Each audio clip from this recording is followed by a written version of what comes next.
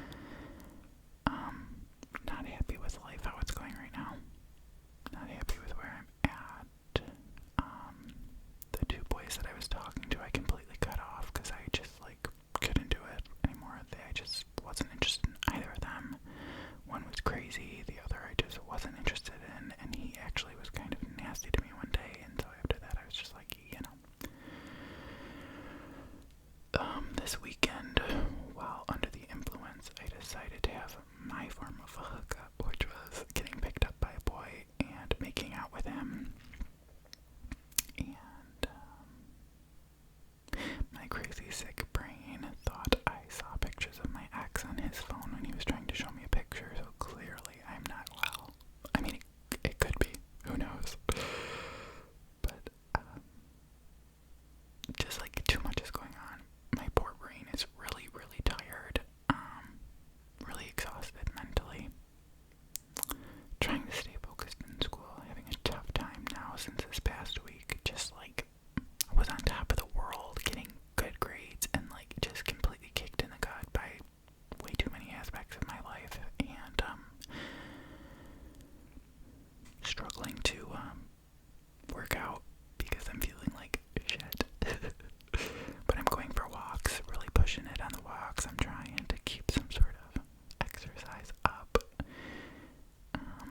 So yeah, so I'm really sorry this past week I didn't do any coffee commutes. I'm really trying to get back into it. I'm gonna have to take it slowly but surely because I'm pretty vulnerable right now, struggling.